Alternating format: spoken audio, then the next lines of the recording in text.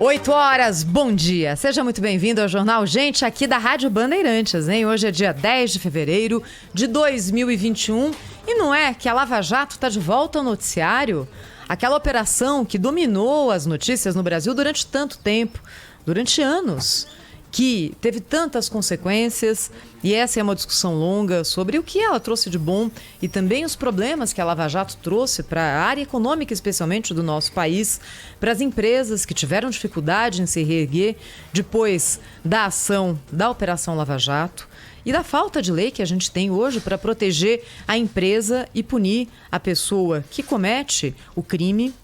Mas a Lava Jato voltou ao noticiário. Primeiro, na semana passada, ali, pé de página, muito discretamente, com a informação de que a operação em Curitiba havia encerrado a sua atividade.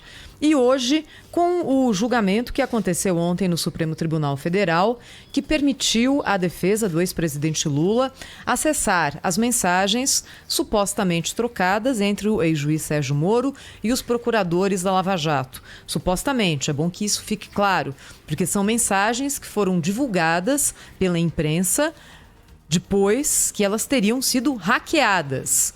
Agora, também que fique claro que o julgamento de ontem, o Supremo não deu ali um aval de confiabilidade a essas conversas. O Supremo falou apenas o seguinte: não cabe aos procuradores pedir ao Supremo para que a defesa do ex-presidente Lula não tenha acesso a esses diálogos. Se eles são inventados, se eles são reais, se há adulteração, isso não cabe a mim julgar, disse o Supremo. A segunda turma da corte tomou essa decisão. E aí isso faz com que a gente reflita novamente a respeito da Operação Lava Jato, a respeito do que está por vir e das lições que a gente toma com todos esses fatos. Bem, é muito claro, eu tenho certeza, e sabe, eu já falo aqui, viu, Pedro, Cláudio, bom dia para vocês. Bom dia, Cláudio, bom dia, Pedro. Toda vez que a gente fala em Operação Lava Jato, Cláudio, os ouvintes ficam muito ressabiados, desconfiados, às vezes até agressivos com a gente, porque é muito importante a gente colocar claramente que fazer críticas aos métodos da Operação Lava Jato não significa compactuar com a corrupção, muito pelo contrário. E aí, esse muito pelo contrário, a gente tem que sublinhar. Por quê? Porque o que acontece agora, nesse caminho, ainda tem um longo caminho pela frente. Mas é claro, a defesa do ex-presidente Lula está trilhando o caminho de fazer com que o juiz Sérgio Moro seja desacreditado nos julgamentos que fez na Lava Jato, porque teria atuado em conjunto, em conluio com o Ministério Público. E isso não pode, porque o Ministério Público acusa e o juiz julga. Essa é a base de qualquer sistema jurídico. E nesse caso, pelos diálogos que vazaram e que ainda há questões de autenticidade, mas por esses diálogos havia muitos momentos em que a acusação combinava estratégias com o juiz. E isso é inadmissível. Então, o que a gente coloca aqui muito claramente para o nosso ouvinte é: criticar métodos que podem ter sido usados pela Lava Jato não significa compactuar com a corrupção. Porque o uso de métodos, a tal história do fim que justifica o meio, tem consequências. E se essa tese de que o ex-juiz, então juiz Sérgio Moro, de fato cometeu atos ilegais no decurso da Operação Lava Jato for para frente, for considerada, vai significar que esse trabalho pode ir por água abaixo. Há um risco de que isso aconteça. Uma parte dele, o todo, um descrédito, isso pode acontecer. E isso significa premiar aqueles que praticaram a corrupção. É um pouco inocência da gente imaginar que réus tão importantes, com tanto acesso a advogados, a sistema jurídico, políticos, empreiteiros, não tentariam até o último recurso. É um pouco de ilusão achar que algumas coisas passariam batido. E a Lava Jato, me parece que em algum momento teve essa ilusão. Quando a gente olha hoje para a declaração que está aqui do ministro Edson Fachin, que é o relator da Lava Jato no Supremo, não é? Na capa da Folha: doença infantil do lavajatismo pode estar prestes a acabar, mas não a Lava Jato. Quando você fala doença infantil, você está passando a mão na cabeça de quem fez ali, não é? Ah, foi uma infantilidade. Não. Agente público não pode cometer infantilidade, não tem o direito de fazer isso e não comete. Porque a infantilidade parece que é quase uma ingenuidade. E não foi isso que aconteceu. E, em relação ao fim da Lava Jato, a operação que aconteceu deveria ter deixado frutos no nosso sistema. Primeiro, em relação à lei, para proteger empresas que são vítimas de corrupção dos seus agentes, às vezes dos seus donos, às vezes dos seus diretores, presidentes, vice-presidentes, CEOs, seja lá o cargo que cada uma delas use internamente. Mas a empresa, como estrutura de mercado, é vítima. Como é que a gente protege isso? Não conseguimos fazê-lo. E o outro legado que a Lava Jato não deixou foi como fazer com que um modelo robusto de corrupção, de combate à corrupção, seja combatido não só em um ponto específico, em um lugar geográfico, mas que seja espalhado para todo o país. Isso a gente também não conseguiu fazer. Então é hora da gente olhar com calma para o que aconteceu, porque há atos mal fundamentados, para ser boazinha aqui, da Lava Jato, podem comprometer toda uma investigação e a punição daqueles que se embrenharam até os ossos na corrupção.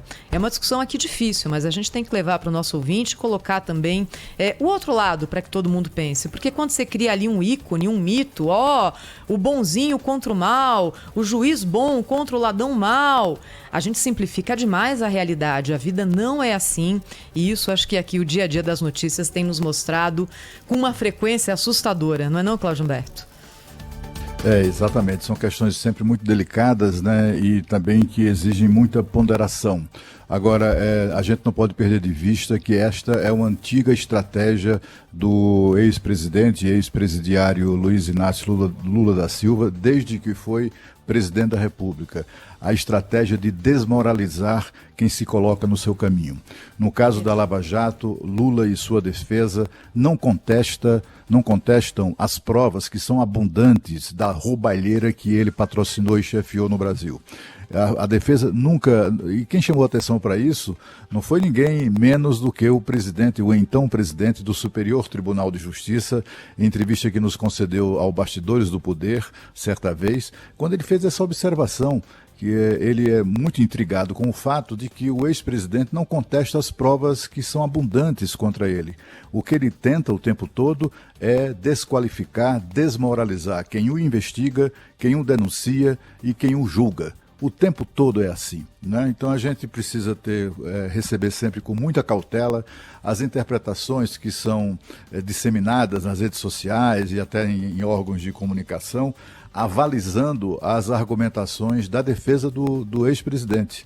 É preciso a gente ter muita cautela com relação a isso, porque as provas contra ele e sua gangue são tão abundantes que foram confirmadas as sentenças do juiz Sérgio Moro, independentemente, nem entrei aí na questão aí das supostas mensagens do ex-juiz com os procuradores da Força Tarefa da Lava Jato. É só para lembrar que as sentenças do ex-juiz Sérgio Moro foram, a maior parte delas, quase todas, confirmadas em outros tribunais. Foram confirmadas no Tribunal em Grau de Recurso, no Tribunal Regional Federal da 4ª Região. Foram confirmadas em tribunais superiores de Brasília, o Superior Tribunal de Justiça. Aliás, essa semana acabou de reconfirmar e afastar mais uma manobra, mais um gesto, né, uma iniciativa dessa chicana jurídica que tem sido patrocinada pela defesa do ex-presidente. O próprio Supremo Tribunal Federal confirmou a maior parte das demandas condenatórias que foram julgadas ali naquela corte. Então é preciso ter muita cautela com relação a isso. Quando se diz que o ex-juiz manteve conversações, relações indevidas com os promotores, nós estamos falando dos bonzinhos da história mesmo. Não é uma coisa de endeusar o trabalho do juiz que não fez mais do que a sua obrigação, nem muito menos endeusar o trabalho dos procuradores e dos policiais federais. Mas essa gente prestou um serviço ao país inestimável, histórico. Essa gente teve a coragem de enfrentar uma situação de poder instalada no Brasil e para denunciar, para investigar e denunciar, julgar e condenar um bando de ladrões como nunca aconteceu na nossa história. Então a gente não pode perder essa perspectiva, né, das provas existentes, abundantes, que jamais são contestadas pelo ex-presidente e por sua turma. E também a afirmação ou a confirmação da maioria das sentenças, da maior parte das sentenças, em outros julgados, né? Também, com relação a essa troca de mensagens, né, o que eu acho tudo muito estranho, assim, eu acho que o ex-presidente tem que ter acesso mesmo a tudo. Aliás, qualquer réu tem que ter acesso a qualquer coisa que se alegue contra ele, ou a favor dele, enfim. Eu não tenho dúvida disso. Agora, o que eu acho muito estranho, e me parece está existindo no Supremo Tribunal Federal toda a criação de um clima, de uma coisa armada para favorecer o ex-presidente, porque é o seguinte, estamos falando de provas que sequer foram periciadas. Supostas provas que sequer foram periciadas. Como é que o Supremo Tribunal Federal está levando em conta? A gente já entrevistou ministros do Supremo aqui neste programa que fez referências a essas trocas de mensagem como se fosse fato concreto, ocorrido. Como é que pode? A Vaza Jato, a gente entrevistou ministros aqui dizendo isso, né? Citando a troca de mensagens que evidenciavam a relação indevida entre o juiz e os promotores, etc. e tal. Mas como assim? Como é que o Supremo Tribunal Federal se trata de provas que nem sequer foram periciadas? Não é? O próprio Sérgio Moro tem dito que não reconhece os diálogos atribuídos a ele. E agora, como é que fica? Apesar disso, sem perícia e sem as partes reconhecerem uma parte significativa, né, das conversações, isso continua sendo utilizado como alegação contra a Lava Jato? É tudo muito estranho, né? Muito estranho. Eu acho que está se passando coisas estranhas no Supremo Tribunal Federal que, quer dizer, nem tão estranhas assim, né? O Supremo já fez outras presepadas e a gente não... presepadas do gênero, né, e a gente não se surpreenderia com relação a isso. A crítica que eu acho que é a mais procedente contra a Operação Lava Jato foi com relação ao que a Thaís pontuou muito bem sobre enfim, a falta de proteção, de alguma maneira, a falta de proteção às empresas gigantescas, com milhares de trabalhadores, gente que ao longo dos anos se especializou naquele trabalho, né? E de repente essas empresas sumiram, né? Faliram, tiveram até de mudar de nome, estão aí tentando, de alguma maneira, é o caso da Odebrecht, né? Também da OAS, enfim, outras empreiteiras gigantescas que o Estado tinha que ter tido o cuidado de punir os ladrões da empresa, inclusive os seus controladores, se estivessem entre eles, mas tentar de alguma maneira preservar a empresa. Eu não sei como é que o juiz e os promotores poderiam fazer isso. Acho que não é uma tarefa deles, né? Ou não tem sido uma preocupação dos agentes do Estado brasileiro, do ponto de vista da Justiça e do Ministério Público, ter esse tipo de preocupação. A preocupação deles é apurar os fatos, denunciá-los e o juiz julgar, enfim, aquelas coisas, né? Mas essa é a crítica que eu acho que é a mais procedente contra a Lava Jato. Tirante isso, olha, eu considero o trabalho deles absolutamente fantástico, considero histórico mesmo, porque mostrou ao país, desvendou o país, denunciou ao Brasil e ao mundo o maior esquema de roubo do dinheiro público do Ocidente. A gente não pode dizer que é do mundo inteiro, porque no Oriente, na parte oriental do mundo, há muitas ditaduras, muita censura, não há órgãos independentes de investigação nem de controle, e a gente não sabe direito. Mas, assim, no mundo democrático, nunca houve um roubo aos cofres públicos na dimensão do roubo revelado pela Operação Lava Jato. É isso aí. A gente tem que lembrar, né, Cláudio Humberto, que esse caso que envolve o ex-presidente Lula, que é o mais importante da Operação Lava Jato, né, os casos que envolvem o nome do ex-presidente Lula, eles não foram julgados apenas pelo juiz Sérgio Moro. há condenações em segunda, em terceira instância, né? E casos que estão chegando ao Supremo Tribunal Federal. Eu me alio à sua posição no momento em que nós tivemos condenação com base em provas. O ex-presidente Lula foi condenado com base em provas, em recibos, em depoimentos, testemunhas, provas documentais, todo tipo de prova. São mais de 3.000 indícios relacionados ao nome do ex-presidente Luiz Inácio Lula da Silva durante toda a Operação Lava Jato. Se um sujeito que tem essa quantidade de denúncias contra ele vai ter todas as condenações anuladas por conta de um erro, e aqui também vejo que a Thaís trouxe um elemento importantíssimo, promotor, procurador não pode conversar com o juiz assim, como não pode conversar com o advogado também.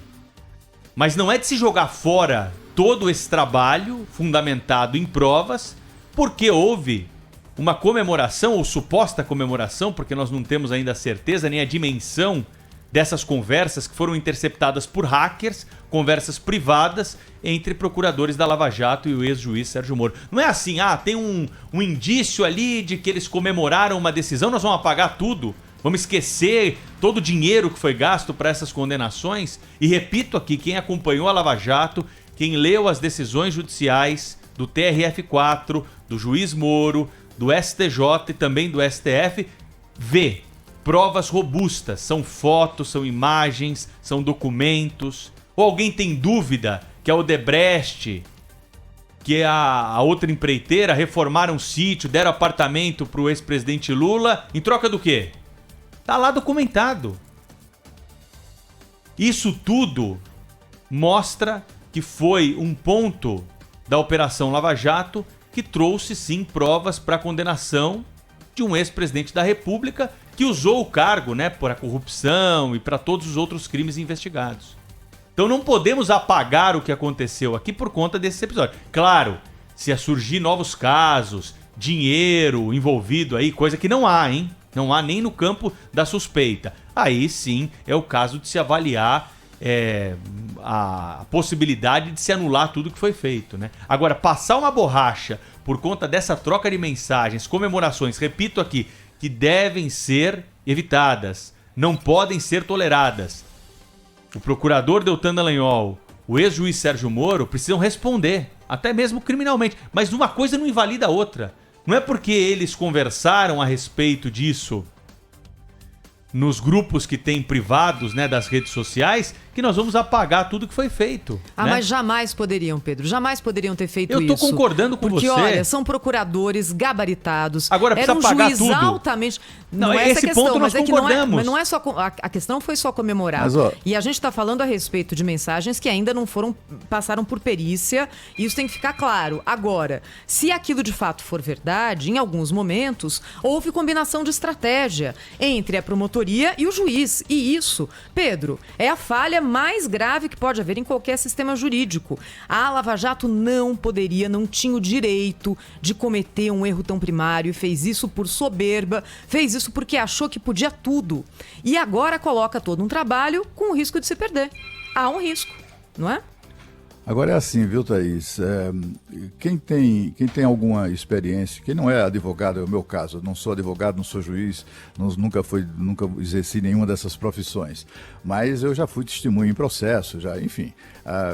Eu mesmo, é perceptível a olho nu, né, as relações muito especiais entre promotores e juízes, né?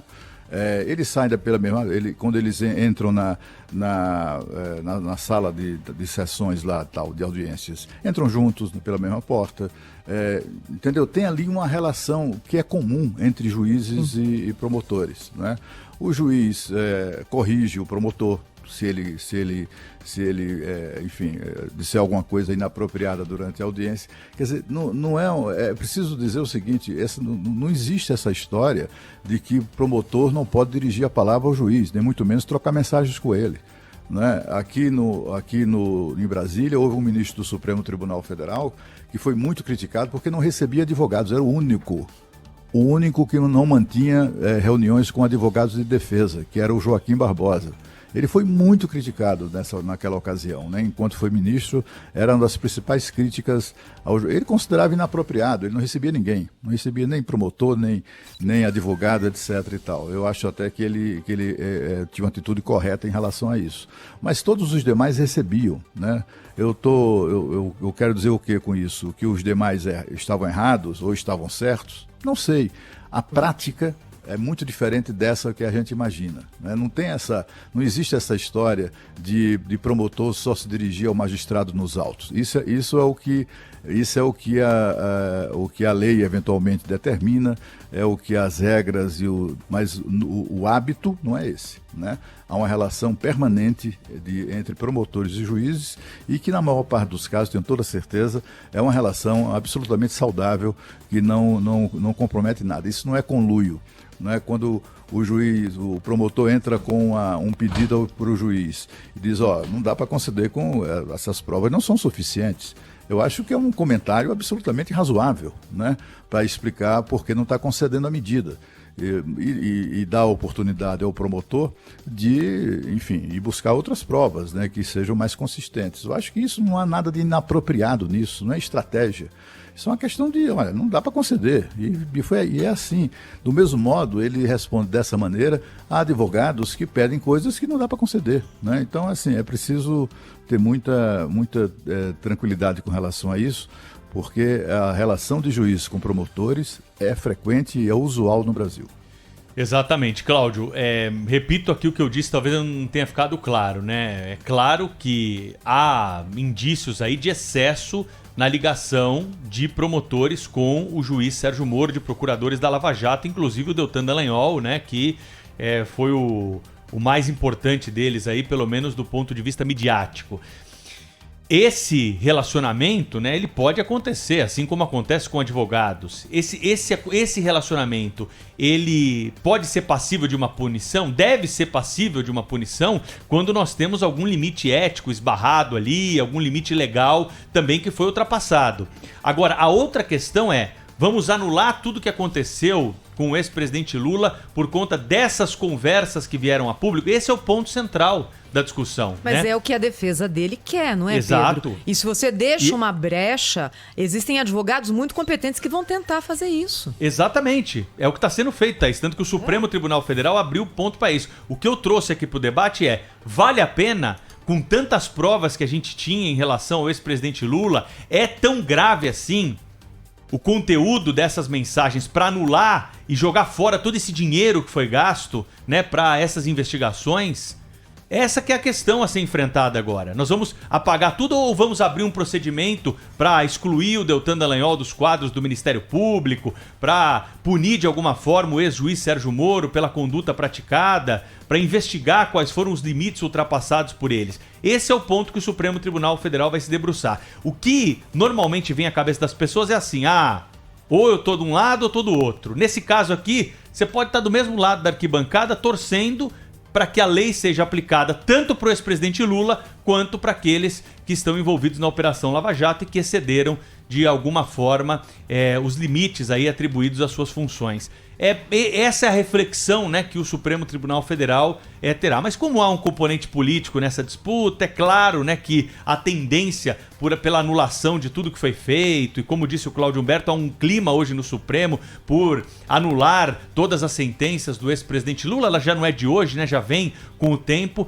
Ontem a segunda turma deu mais um passo nesse sentido, que vai ser lamentável. Nós vamos ter uma operação que investigou um grande esquema de corrupção, que apontou provas, que seguiu aí o rito do ordenamento jurídico brasileiro. Não foi uma condenação em uma única instância. Você poderia alegar um julgamento político. Só aquele juiz ali que conversou com o procurador condenou. Não, teve condenação em segunda instância, teve condenação em terceira instância, está chegando no Supremo. E se não tivesse essa questão, seria condenado também no Supremo Tribunal Federal. Não tenho dúvidas disso, porque ao ler as sentenças, você vê que sobram provas. Pode descartar algumas até, se quiser, pelo meio do caminho, de tanta prova que tem do envolvimento do ex-presidente Lula nesses casos.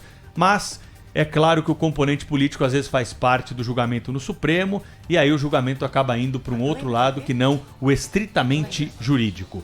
Tem muita mensagem, viu, Cláudio, ouvinte aqui? Fala aí. Não, assim, a questão é política mesmo, né? Como você anotou, né? Você vê que nós estamos discutindo não as provas que são abundantes contra a ladruagem patrocinada ou chefiada pelo ex-presidente Lula. Nós estamos discutindo o juiz. É exatamente o que ele quer. É tentar, de alguma maneira, julgar o juiz, julgar o promotor, julgar o agente da Polícia Federal, essas pessoas que colheram provas, aquelas que denunciaram e aquele que primeiro o sentenciou, inclusive a prisão. Aliás, uma sentença mais amena do que aquela que foi de fato cumprida, atribuída pela essa reformada sentença do Moro, por uma sentença mais dura do Tribunal Regional Federal da quarta Região. Numa demonstração que o ex-juiz Moro não foi assim, digamos, tão terrível contra a ladruagem atribuída ao ex-presidente. 11 999 048756